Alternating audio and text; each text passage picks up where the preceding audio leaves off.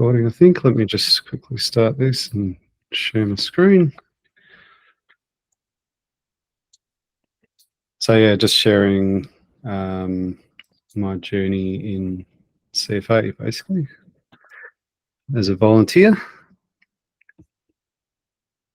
You can all see that. Sweet. So yeah, most of us would probably remember the Black Saturday bushfires in 2009. The events of that day were tragic and horrifying. The bushfires killed 173 people and injured 414 others. And more than 1 million wild and domesticated animals were lost, and 450,000 hectares of land was burnt, with over 2,000 homes lost as well. In the aftermath of that, I remember feeling a strong urge to help the people impacted by the fires. I wanted to help them contact family and friends. And at the time, I was a phone guy, so all I wanted to do was like just go up there with a bunch of phones and set something up that they could reach out to their loved ones and just help feed them and sort through donations and all that sort of stuff. But without being part of an organisation, there was not much that you could actually do. You couldn't just rock up. And then basically that event sort of slowly faded from the news and life moved on. I had my son Jai, who was 5 at the time, and a baby girl Olivia on the way, and was just busy with work and life. But I didn't forget about that tragedy though. There was always reminders of an event like that in your life. I had a friend at work who lost her home, not her life, in King Lake, and was sort of working through the process of rebuilding her home and her life after dealing with the insurance companies and so on. A customer of ours in Marysville had also lost everything, as did many others in that beautiful town, which was basically flattened. When you drove through the area, as I did once or twice afterwards, you could see it was just surreal to see the new shoots and the forest sprouting new shoots and trees regenerating and everything just surviving and moving on. In December 2013, we finished building our new house in Beveridge, and we were lucky enough to move in just before Christmas, when Santa did his rounds on the CFA truck to hand out lollies to all the kids in the neighbourhood. And at the time, our house was basically right at the end of the estate, so it overlooked paddocks. And a few weeks later, in Feb 2014, there was a big grass fire that ripped through from Mickleham all the way up to Wallen. And we basically were standing there watching as the smoke and flames approached our house really fast. And they were all quite safe, really. It was still a pretty stressful day, especially for one of our neighbours who had just lost her house in Black Saturday as well, and had just finished rebuilding in Beveridge, which was a safer place, but then she's confronted with another fire. So we tried to wrangle our cats and pack any precious belongings that we had and get ready to leave if we needed to, all the while sort of wondering if we were just overreacting or if we were totally silly for even still being there. Which was a bit hard sort of being confronted with that for the first time. We stayed in the end and watched as the CFA trucks were rolling over the hills all through the night, trying to contain the fire. So I think my interest in becoming a volunteer firefighter with CFA probably began then. I realised that my family and home was at risk of being affected by bushfires, but unlike before, there was a fire brigade nearby and a way that I could actually defend them and others if I needed to. And maybe, just maybe, I might get to hang out with Santa. Another few years passed before I actually did anything about building CFA. There was gardens to landscape and letterboxes to build and decks to build. So with a mortgage to pay off, work and life took over again and just went back to the grind. The Royal Commission after Black Saturday made 67 recommendations. The early warning systems that they put in place, like the SMS messages and Vic Emergency app, went some way towards warning people earlier and more clearly about what the risks are and what actions they should take to get away from risks.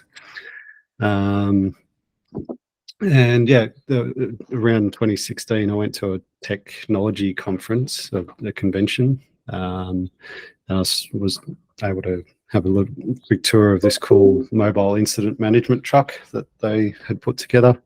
It had a massive server rack in the back which ran like big touchscreen map table layouts that you could stand around and see all the maps, as well as a little call center, and it had a built-in mobile tower with facilities for displaced people to make phone calls to families and that sort of thing off the back of the truck,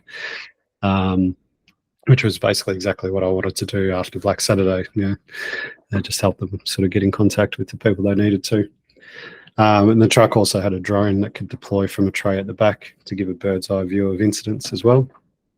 And all of this technological stuff was pretty cool and had me interested in firefighting and incident management. And then the final kick was, I think, a conversation with Jai, with my son, about him potentially joining the juniors program at the fire brigade. And that finally pushed me over the line to actually look into how it all worked and read up on it a bit. And that was following an open day at the CFA training facility in Craigieburn, where he got to shoot the hose and all that stuff. I started making inquiries in 2017 and actually see what was involved in volunteering, and I officially became a brigade member in February 2018. Getting to know the members of the brigade was fantastic. It was amazing to see how many dedicated, fantastic people there were from all different backgrounds out there serving the community. One of the first things was a function that I attended, the end of year function, where service awards were being given out to the brigade members for their long years of service and bravery. And yeah, it was an honour to be welcomed into that team. The training process itself took a few months between classroom training, bookwork, as well as physical hands-on training on the trucks and radios and around the station. I was qualified as a general firefighter in December 2018 and was given approval from the captain to turn out on the CFA appliances, which is another word for trucks. And it says there that I know how to operate a semi-automatic, but that's not a gun. It's a defibrillator. Of course, given the timing, because it was in December, one of the first jobs that I had was to hang out with Santa and escort him around to his laps of the local housing estates and give out lollies. And then pretty much for the remainder of 2018, I turned out to 5 incidents, which were mostly false alarms, which I was quite happy about actually, because I was still getting used to responding to the pager and getting to the station and getting into the turnout gear and then getting onto the truck without breaking my neck. Late nights. So the first few months of 2019 also held many false alarms, many of them late at night in the wee hours of the morning, where the pager rings at 3 a.m. You drive at the speed limit, of course, to the station. You get geared up, get on the truck, lights and sirens blaring, and then you get halfway down the freeway to the job and then turn back around because it's a false alarm or whatever. Or you do get there and you check that the security guard's toast hasn't, actually burnt down the building, whatever set off the fire, the smoke alarm. Then you get back to the station, back in your car, get back home to bed, and maybe you get another hour or 2 sleep before we get out for work for the next day. Apologies, I'm not sure if you can hear that audio or not on this one. Hopefully it's not too deafening. No, that's good. All right, it's just truck noises. So the first incident that I attended where I actually had to put water on hot stuff was literally a dumpster fire. I remember how glad I was that my boots were actually watertight, standing in hot, wet garbage as I was hosing it down. But then after that, the call came through to join a strike team. A major fire had started in Bunyip and was growing fast. The strike team is basically a convoy of trucks and firefighters that will travel either short haul, so across town, or long haul, might be to the other side of the state or interstate, to assist with a major fire in another region. The drive to the fireground was a long one. We basically went from Calcalo all the way across town out to Bunyip, especially when you're sitting on the back of a truck with the sirens blaring in your ear the whole way as you fly down the freeway and through the Burnley Tunnel, sitting on the open deck in the back of the truck doing 100 Ks. It's always fun. And on arrival, we could see that the fire was massive and was creating its own weather, as you just saw in that video. Basically had its own clouds. There were helicopters and jets dropping water on the fire, and on arrival at the staging area, we could see what looked like about 100 fire trucks ready to start attacking the fire, with more already out there. And we were given our orders and sent out to execute them, and that was it. We were driving towards danger, hoping all the while that the training that I'd had prepared me enough for what I was about to face, and that the crew that I was with, especially the driver, were experienced enough not to put us in a life-threatening situation. And this was my first encounter with proper fire, as our crew drove down a one-lane dirt road, stopped and quickly jumped out of the truck to try and roll out hoses and stop a fire front that was coming over the hill and racing straight towards us over dry grass at what felt like probably about 10 meters a second. It was moving really quick. So it didn't die, obviously. We managed to control that fire front and stop it from jumping over the road. We were then able to protect the house and the sheds on the property from being devoured by that same fire that was moving around every which way. And with the help of a heli-tac, which is this guy here, if you can see my mouse, I think that was the one that was actually flying around with us. That was doing firebombing literally right over the top of us, which was pretty cool. And we were attacking the fire from the back of a moving tanker and spraying along the edge of the fire. It was pretty cool. But then once we'd sort of had that experience, I got to experience my first bout of hurry up and wait, which is a CFA, or probably global firefighting thing, where you rush to get there and then you sit around and wait for a very long time. So yeah, after the intensity of that first little mission, we were then moved off to sit in a paddock and basically watch as the fire burnt through the forest in another area.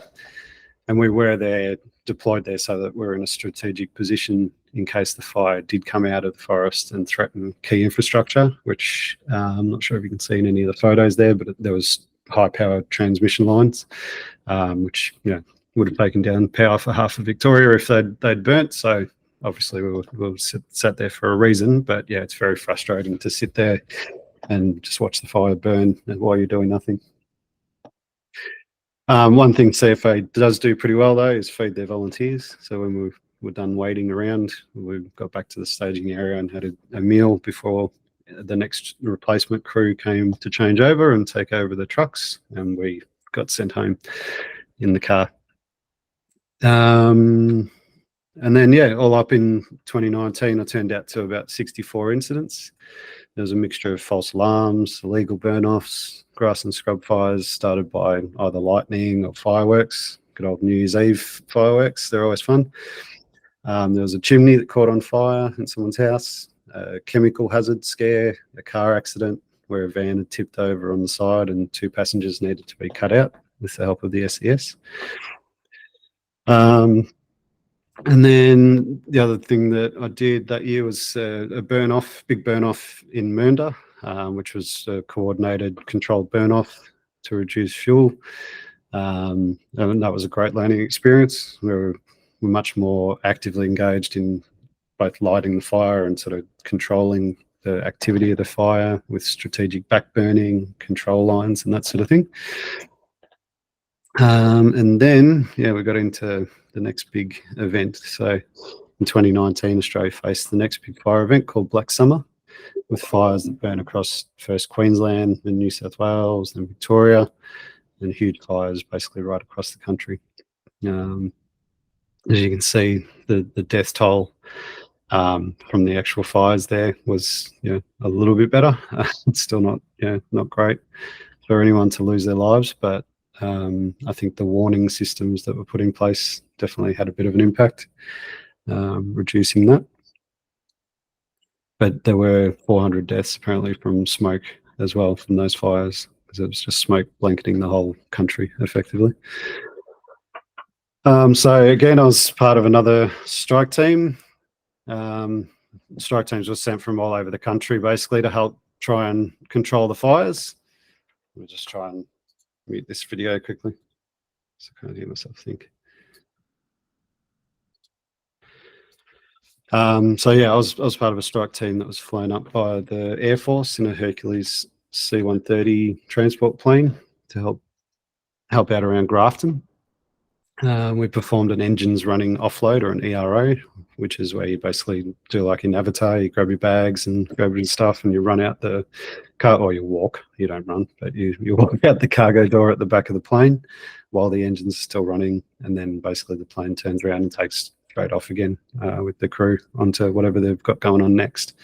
And the Air Force was very gracious in flying us up there in amongst all the other stuff that they had going on. So seeing how much area had been burnt out on the maps and the number of RFS trucks that were pretty much worn to within an inch of their lives sitting on the sides of the road and in the camp and stuff, it was really hard. Or it was sort of easy to see, but it was very hard to imagine just what the local firefighters had been through. They'd had a really hard slog.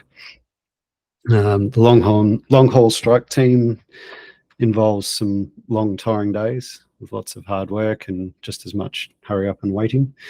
We were put up in the hockey club on stretchers, and yeah, I think we went out and did 12-hour shifts, if I recall correctly.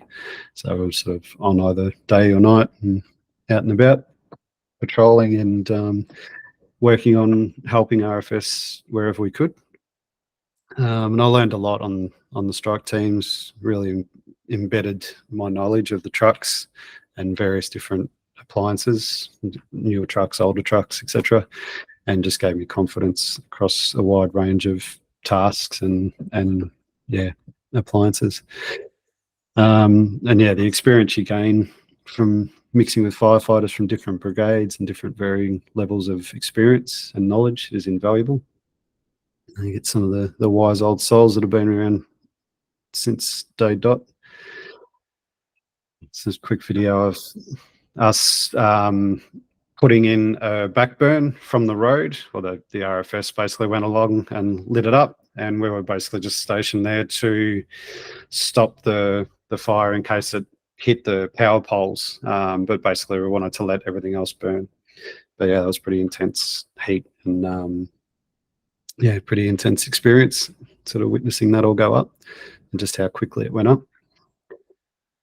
So yeah, strike teams are one of those experiences like Big Brother or I'm a Celebrity, Get Me Out of Here, where you just come out of it with a sense of having these lifelong bonds of kinship with the people that you experienced it with. And great memories of, yeah, a bit of sitting around waiting and a bit of action in between. And then after that was over, I was homeward bound. The long haul strike teams usually a 4-day deployment, by which time you really needed a good shower and a really good sleep. And that's the mandatory plain uniform shot that everyone does when they get back from a strike team with their yellows hanging on the clothesline. But wait, there's more. If you don't mind me asking, Lucas, what? So you go at that time without like having a shower and stuff, do you? Or is that literally? No, they did have showers, but yeah, you just that's never quite a proper, like, you just want to get home and out of that situation and get it all out of your nostrils and out of all your clothes and everything. So yeah, got home, but then it wasn't finished yet. So after the New South Wales was somewhat under control, and Victoria was really kicking off as well. So I was part of another strike team that went out to Cairn River out east to help with the Gippsland fires. Members of our brigade also went out to Mallacoota and was stuck there for about a week before getting extracted by ship with some of the residents. And yeah, while on this strike team, we helped escort aid deliveries out to farmers who were struggling, as well as just patrolling main roads and mopping up spot fires and blacking out. So yeah, for my very small role in the Black Summer bushfires, I was issued with a New South Wales bushfire emergency citation, which included a letter of thanks and a commemorative cap from the New South Wales Premier, Gladys Berejiklian. And I was also humbled and honoured to recently be awarded a National Emergency Medal by the CFA Chief Officer, along with many other brave volunteers who put their lives on hold to help their community. I think it's Vic might have a question. Have you, Vic? Did you raise your hand? Sorry, yep. I was supposed to be a clap. I'm sorry. I was like, oh, right, okay, sorry. I do that all the time too. Yeah, I also managed to get my head in various pieces of media, including some this post from the Deputy Chief Officer. There was also like a volunteer week video that they put out, which had a few photos of me in it. And I also appeared on Channel 9 News, putting out a spot fire in like a log. And we'd spent the evening on one of the strike days. We spent an evening escorting the Channel 9 reporter and her crew around through the fireground, which was kind of cool. It was a little bit boring, but kind of cool. Being part of CFA has given me the opportunity to give back to the community in various ways, from Santa runs to community education events and like fire awareness sessions and things like that, as well as charity fundraising. Just this afternoon, I'm actually going to finish up work a little bit early and go and rattle the tin on the Hume Highway for the Good Friday appeal. So if anyone wants to donate to the appeal, feel free to use our link, which I put in the chat earlier as well. Much appreciated. And yeah, so I thought putting this presentation together would help me sort of reflect on and just pay respect to my CFA journey so far, and to give everyone some understanding of what being a CFA volunteer is all about. I found volunteering to be a great experience, which has exposed me to some really, unique experiences that you might not get access to otherwise. And it's taught me valuable lessons from everything from teamwork and leadership to situational awareness and incident management, all of which I use day to day in my work and personal life. So they're valuable skills that translate to other parts of your life. And yeah, although COVID's sort of thrown a bit of a spanner in the works, I haven't been quite as active with the firefighting side of it as I was for the last few years, I'm still involved in the brigade and proud to be able to help where I can. And that's it. That's my CFA journey. Thanks for listening. Anyone's got any questions, feel free to shout out. Lucas, very inspiring, very inspiring to kind of see, you are kind of volunteering and giving back to the community, and how evidently out there you are supporting every causes there. It's a very risky volunteer. So in terms of the volunteering as such, like you said, you volunteer during nights, and is it something that you can choose to when to go and when to provide help? Because then I'm pretty sure you also had your day job while you were doing this. Yeah, that's right. Yeah, so it's optional. Obviously, they have it's a 100% volunteer brigade. The one that I'm part of, at the time there was CFA paid brigades as well that had paid firefighters. They're now part of FRV, so MFB and CFA paid firefighters are now sort of in one thing called FRV, and CFA is pretty much 100% volunteer now.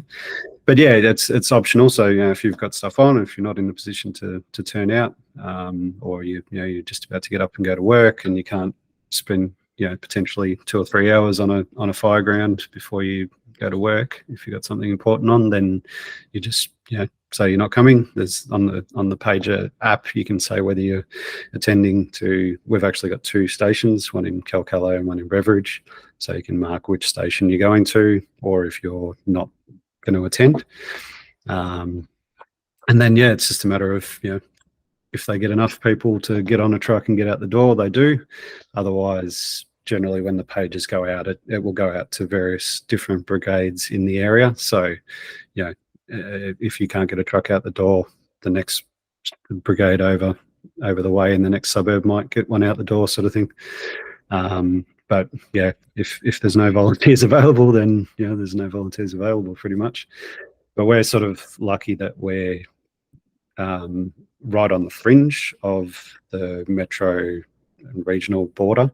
So we've actually got a paid CFA, or now FRB, station in the next suburb in Craigieburn, where I am now. And they would pretty much always be on station. And as soon as the page goes off, they're in the truck and out the door. And they're generally there like before we arrive on scene, and already dealing with it in most cases. So yeah, but yeah, brigades out in the bush that have no one else around. It's literally 2 or 3 old men that get up every night and go out and put out all the fires, and they're just absolute rangers. They're just do it for the love of it, and because they have to, pretty much, because there's no one else there to replace them or help them out. Yeah. How many, do you know how many like volunteer or paid firefighters there are in Victoria or Melbourne? Or? Not sure, to be honest. There've been thousands, tens of thousands, I'd say, across all of Victoria. But yeah, it's definitely, as I said, that trend of a few old men is sort of the way it goes. Like, there's not a lot of new volunteers coming through, or not as many as there needs to be to keep the brigades young and healthy and active, and sort of so I guess anything you can do to encourage people to volunteer and help out, feel free to shout it out. Even if you're on the outskirts and you've got a CFA brigade nearby, you don't have to necessarily be a firefighter. There's other ways you can help out as well. Just organising community events and barbecues and fundraising and stuff like that as well. So, or just helping to clean the trucks and clean the station, and that sort of thing. Good to know. Thank you. Any other questions? If not, we've got More 1 minute left. More than just a thank you. This was really cool. I just want to put a comment out there as well. So I just got to jump off, but that's amazing. And I wish that volunteering and some sort of incident management or first aid or anything like that nature was compulsory, like in terms of at least a late education, and a lot more people perspective on what first responders have to go through, whether it be a car accident, fire, or whatever else that first responders respond to. But yeah, it'll be really good to see that down the line, as other countries kind of do as well. Yeah, good call. All right, well, that's time. I guess we'll wrap it up. I'll stop the recording if it hasn't already stopped. Where's it gone? There it is.